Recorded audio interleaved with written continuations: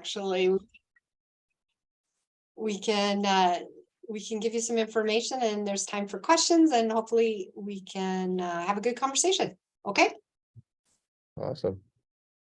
Excellent. I'm Colleen Kaiser, and I'm director of the Montana Dietetic Internship Program.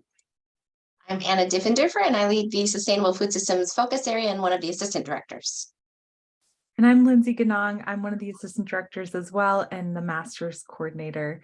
I'm kind of the clinical point person on the intern side of things. So it's really nice to see you both. Thanks for being here. Thank you. And we are a master's program with the dietetic internship. As you can see, dietetic systems leadership is our emphasis in our master's coursework preparation. And in that second year is the DI, and we have a focus of sustainable food systems, and that has been our focus since the conception of the program in our first class that started in 2011. This slide is just kind of to pull out and give you an idea, a little bit of what we value and what we're trying to accomplish as far as supporting individuals along this pathway into becoming dietetic professionals. And we do have sometimes some lofty goals, and our master's program is reflective of that as well, in that sense of leadership and looking at things in systems. We believe that we're developing emerging professionals that are going to bring in different points of view and different ways of thinking about problems and what we see within healthcare, within food systems, within communities, and accessibility and equity. So we very strongly believe that we are producing emerging professionals that are leaders, confident leaders, that have the ability to look at complex problems in different lights, maybe sometimes be progressive thinkers is the last one. Leaders in the food and nutrition, which we know food is connected, nutrition connected to so many aspects of individual and community health. And then, as I said, those that can look at the problems and sometimes even identify the problems with a more progressive and critical lens. So we're thinking those that think outside of the box are some of our what we hope to foster and support into the career.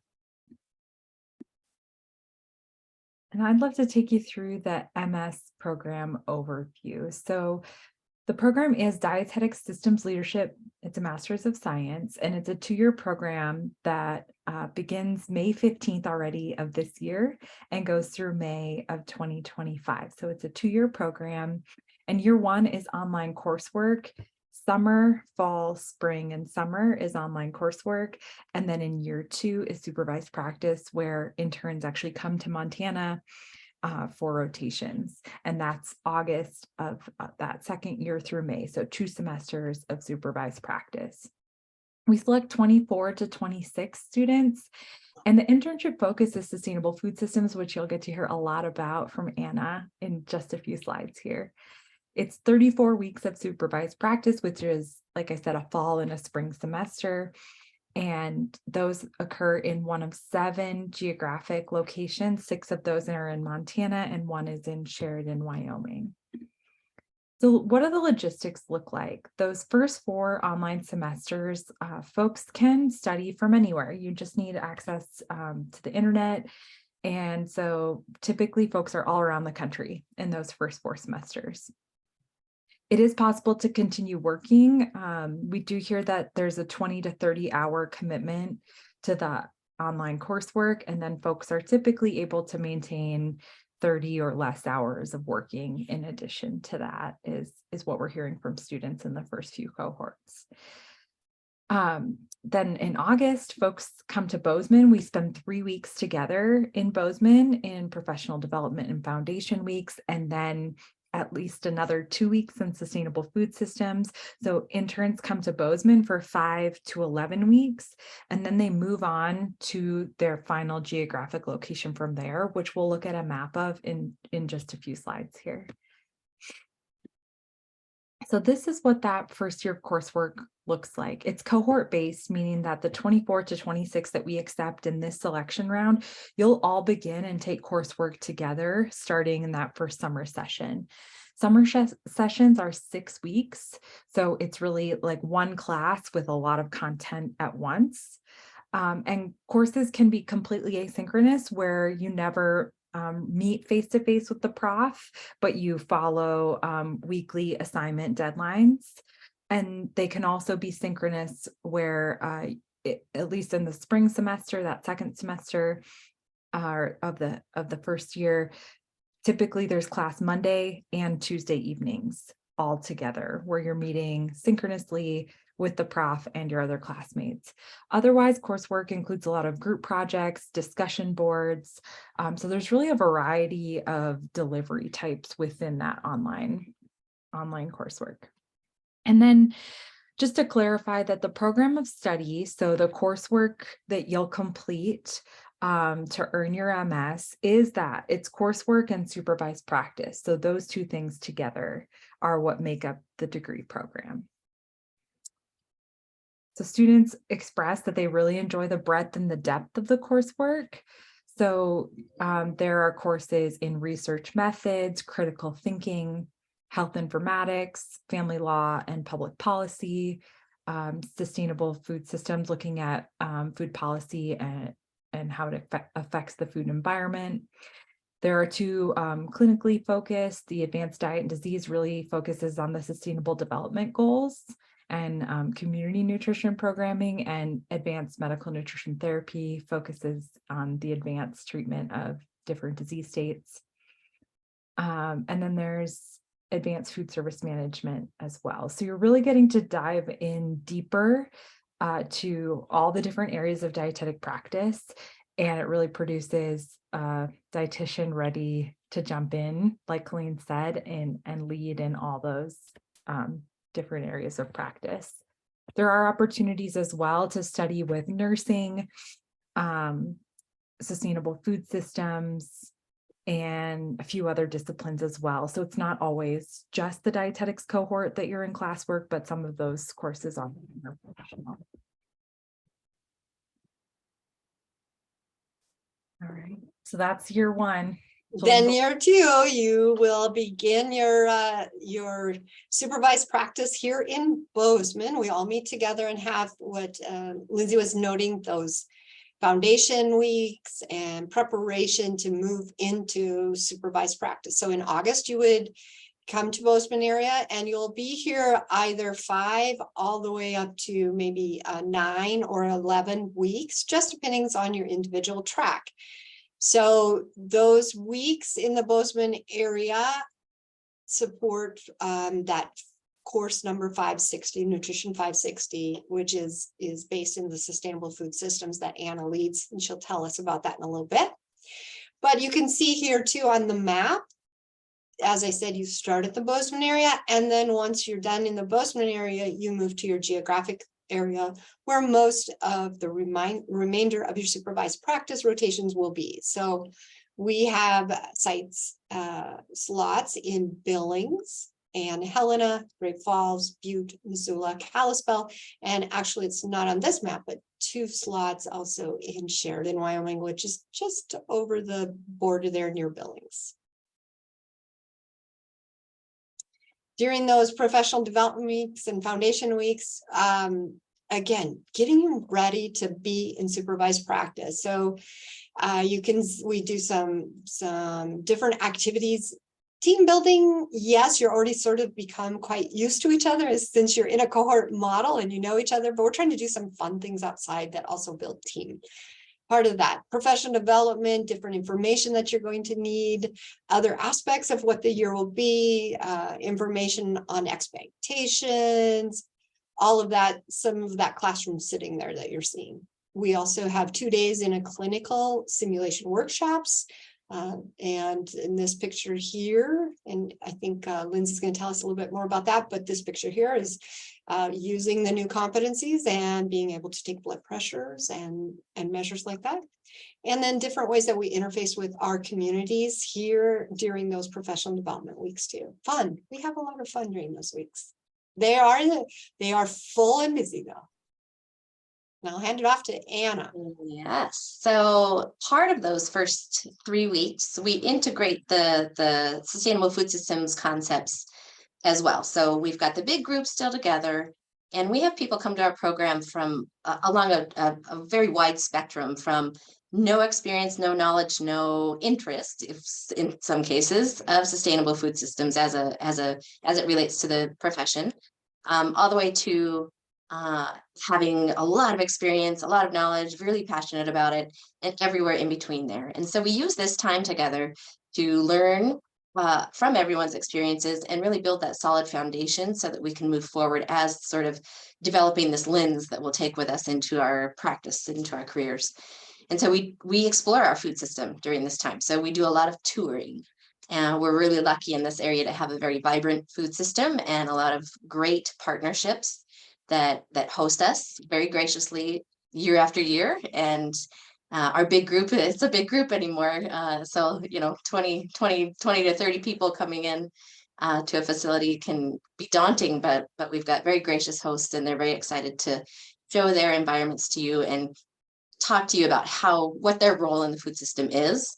And then we talk about their role in the food system and what our role in that is as food and nutrition professionals. And so we look at everything from soil science to the health of the soil and the health of plants, so that production system all the way through the waste stream. So we usually tour different places. Well, agriculture is a very big industry in Montana, still probably the #1, and cattle farming and ranching is one of those big industries. So we do tour cattle ranches. We have toured a goat farm before, and who produces nationally goat cheese. So that's an interesting process to observe. And we tour different production styles. So we go to this big greenhouse facility that is grows vertically, and so that's and they always have, in our area, being Montana, we have a smaller growing season, and so these individuals are able to have tomatoes and peppers and things at the markets months before some of our other outdoor farmer systems do, and which is really cool because then we're able to buy still locally produced seasonal foods that are grown in a unique way. Let's see, we tour a compost facility, a recycling facility, production facilities, processing facilities. It changes a little every year, but we're really, the point is that if you think about a diagram of a food system, we're trying to expose you to all of those different elements that play that key role. And then we talk about how that relates to the food nutrition profession and in all realms, from clinical to food service and whatever else you might be doing with your careers, and how you can become that leader with that unique lens going into your profession.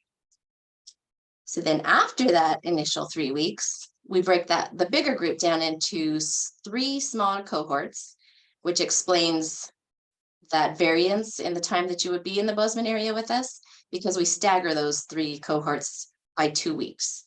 So during the applied weeks for sustainable food systems, there would be up to 10 interns in that smaller group, 7 to 10 usually, that we spend another 2 weeks sort of applying those skills. And so during that time, we work at our student farm. So we spend about 12 hours a week working out in the field, working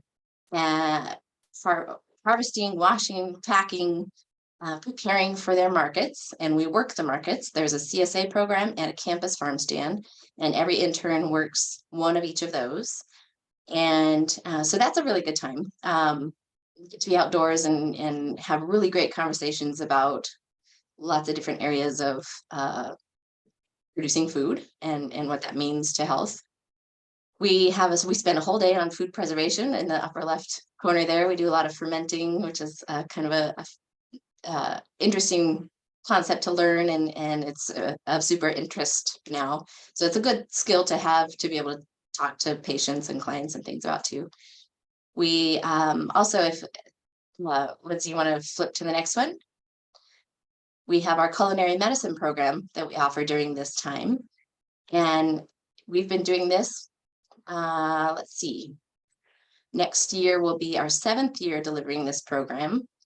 And the premise of this is that it's innovative and experiential. It imparts nutrition education and culinary skills in this interprofessional format, which means that we are delivering these sessions, this program to our medical students and our nursing students, and we always invite other allied health students as well.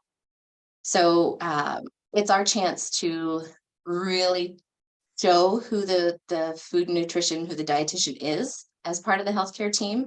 We really posture ourselves as that food nutrition expert, and we talk to them about how they can refer to us, how they can how we need to be a seat at the table and on the healthcare team, and all the while still giving them a little bit of nutrition education, which tends to be lacking in their programs.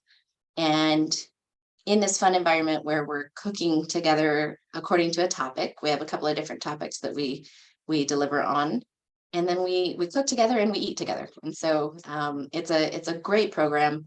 We get great feedback every year, and something we're really proud to be offering. And then, so that's another key to that. So we work at our farm, we have our culinary medicine program, and we also have this hot topic lunch and learn series. And so you, as the intern, would choose, I always say, a topic that fires you up, something that either you love or that you hate, or that you know a lot about already, or that you don't know anything about. Kind of the sky's the limit there. But you become the expert on that topic, and you teach the rest of us. Because in 2 weeks, there's no way that we could discuss everything that there is to discuss related to sustainable food systems. So we let the interns sort of lead that part and determine what's important to them, and then we all learn about it as well. And it's an incredible opportunity for us too, as professionals,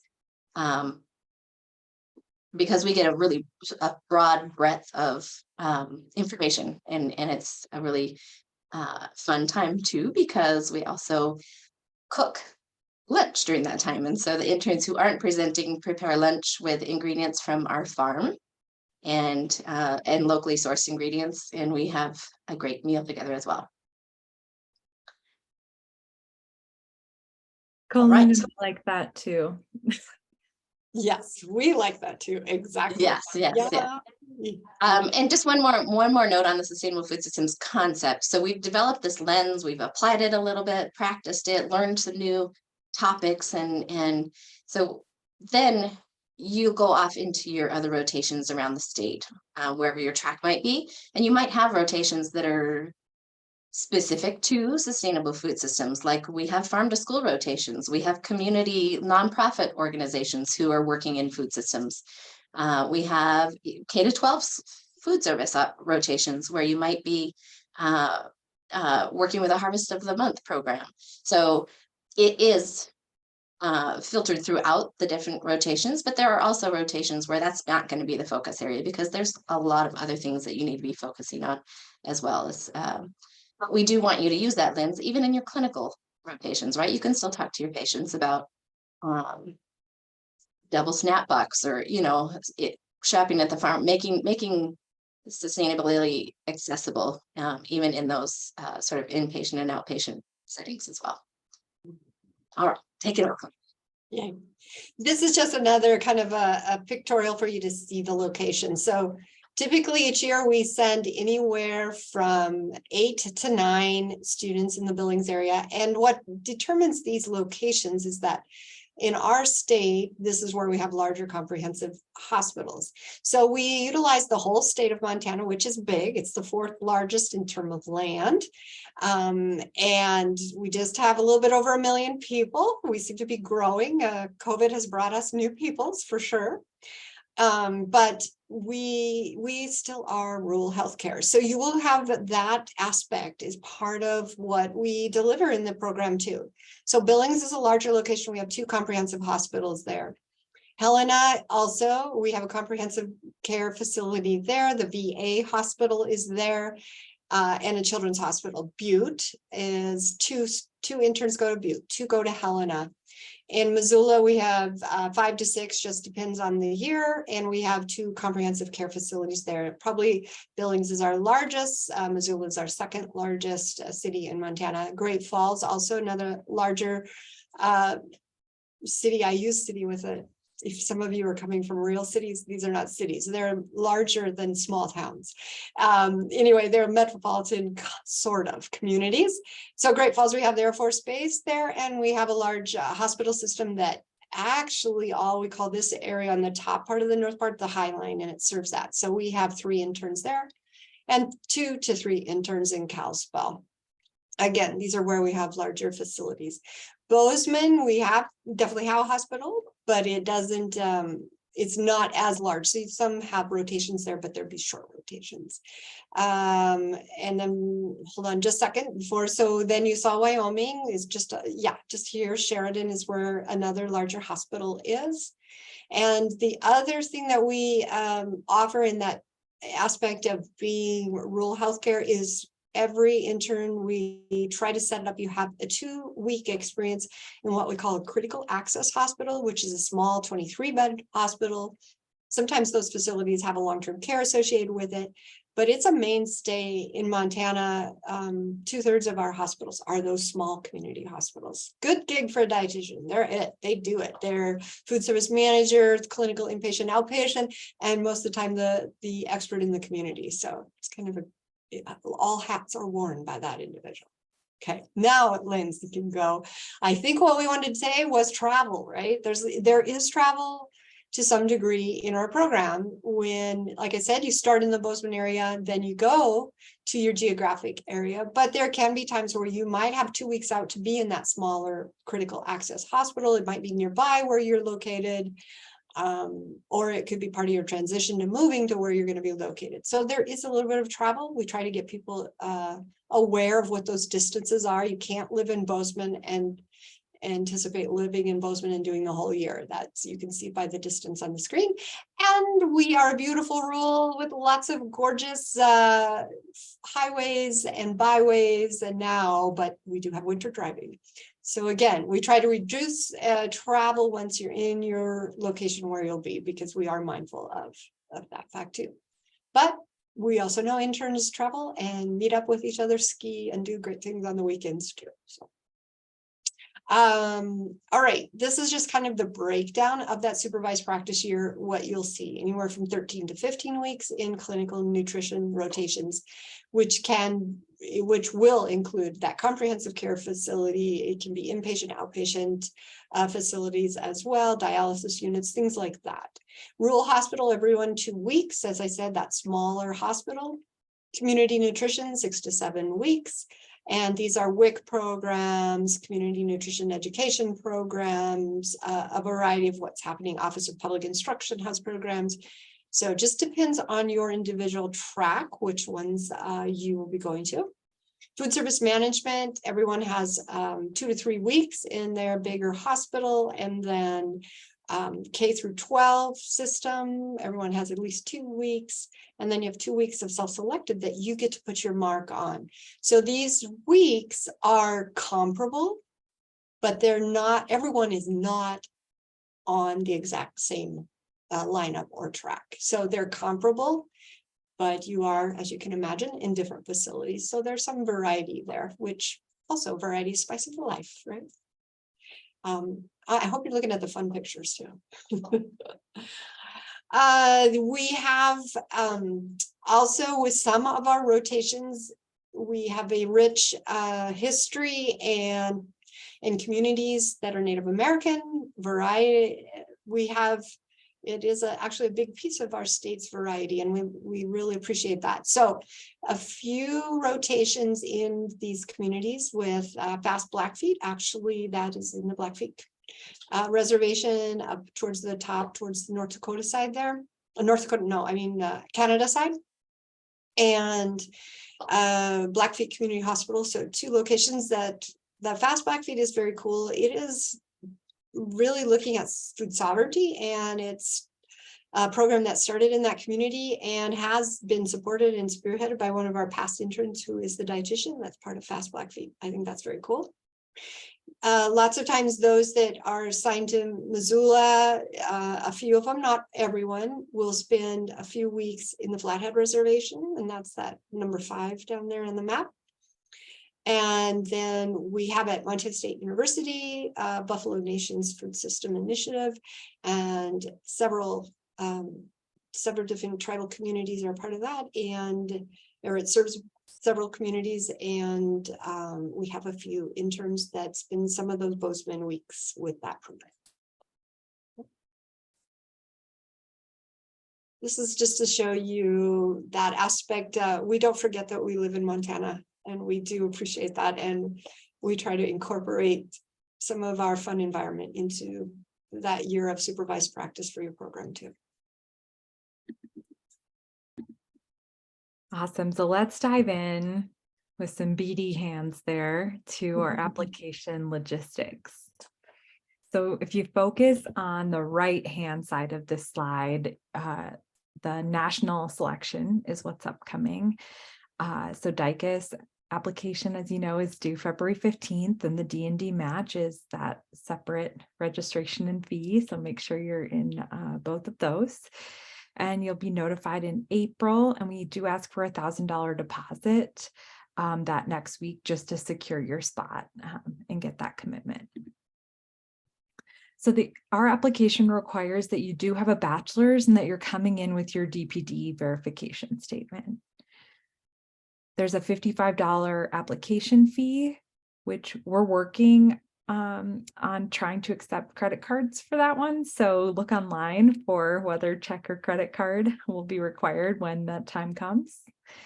And we do not require the GRE. This is a change in our Montana State Graduate School. They don't require GREs, and we don't really consider them. If you would really like to send your scores in and you got over a 40 in the categories, you can use that school code listed on the slide if you do want to send them, but again, not encouraged, not required at all.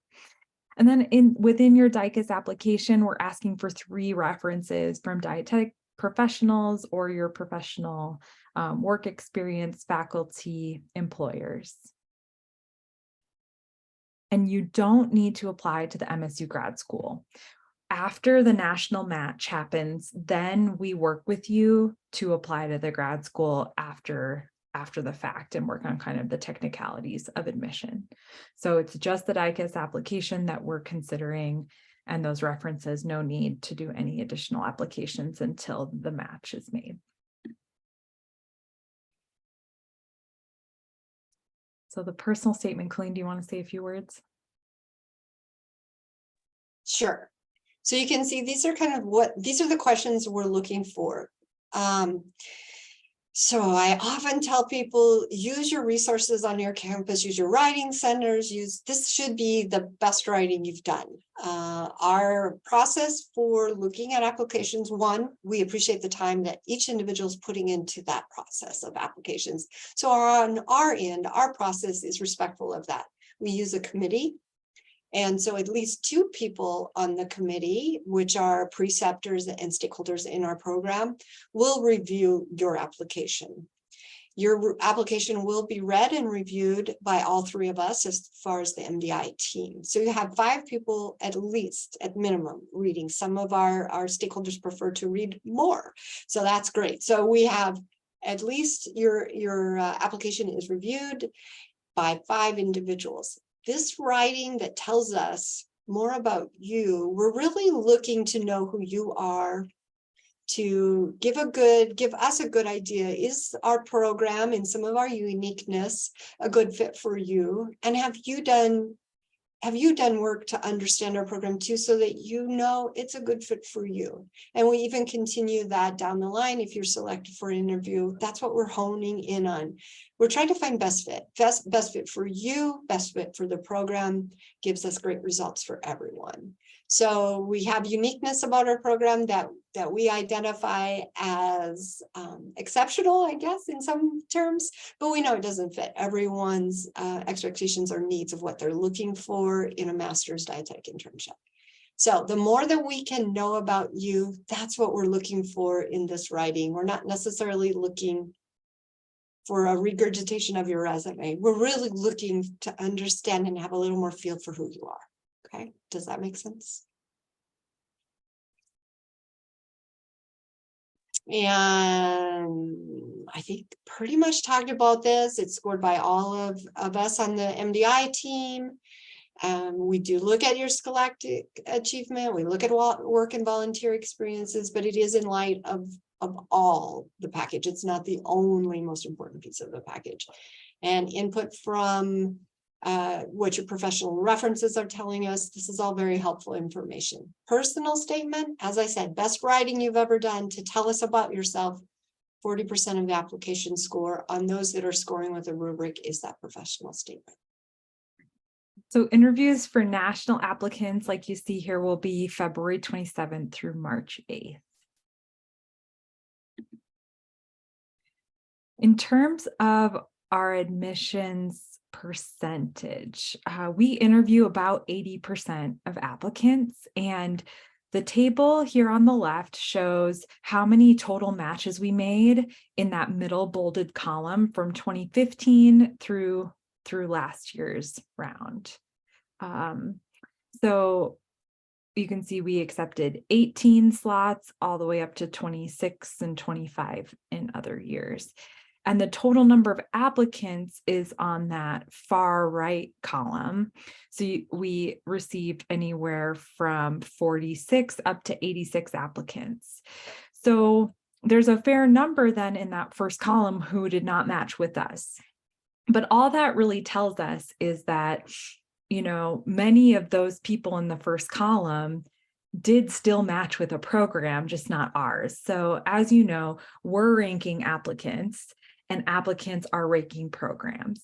So that's how those matches happen. So that's how you can kind of interpret these numbers. And then the matches on the right hand, the bar graph, that's just another depiction of the same type of information. We do have a pre-select from Montana State DPD program, and those selected individuals represent about 33% of our slots. So anywhere from like 7 to 9 in a given year.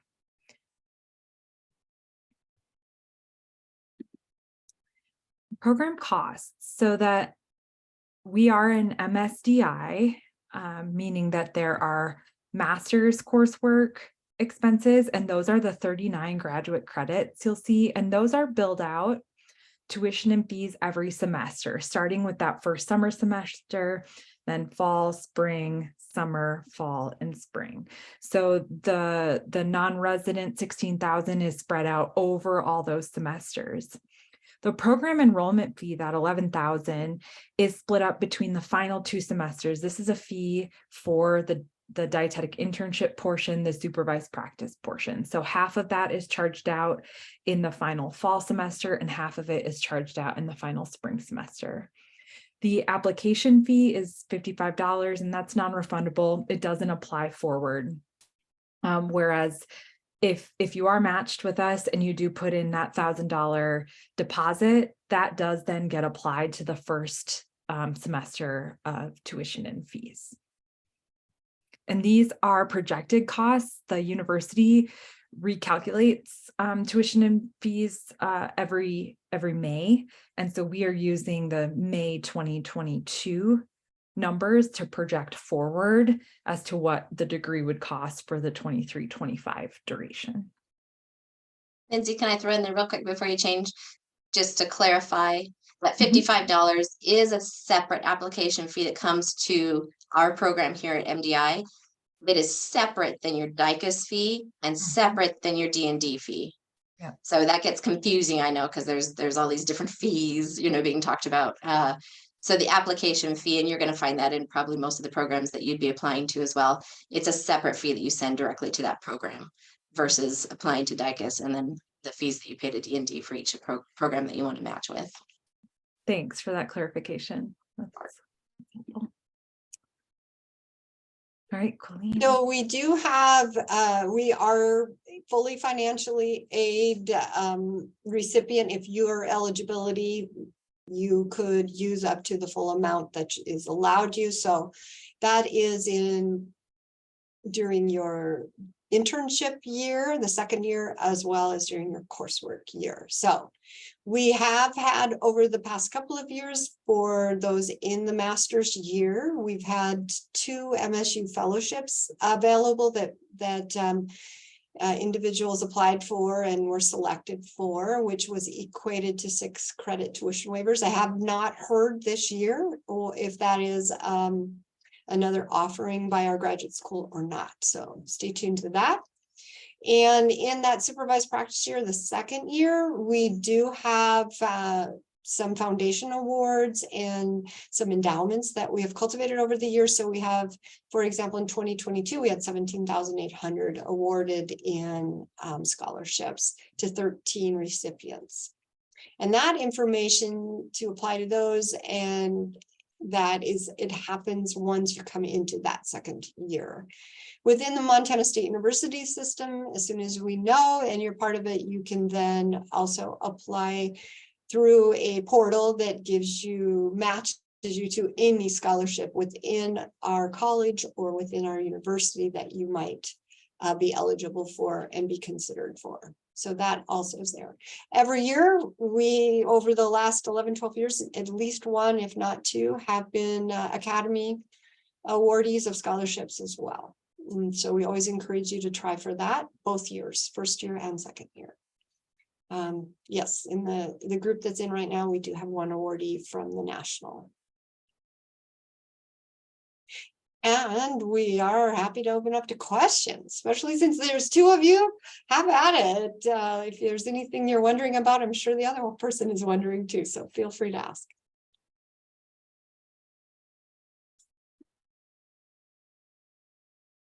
I guess I'll go real quick. Sure. I am in a more of a different situation because I'm already in a master's program. So my question was more, has there ever been a situation where you do just the internship portion, or where you can meld like a different type of classwork within that to make that work, or have you ever? Well, we were, so part of the change, as you are I'm sure you're both aware of, with the career track change, the 2024, you have to have a master's plus the internship to be eligible. So we originally started as a DI only, but we have moved to the MSDI model. If someone were to, examples, I think that answers your question. So it's not a for certain thing at this point, but if someone were to,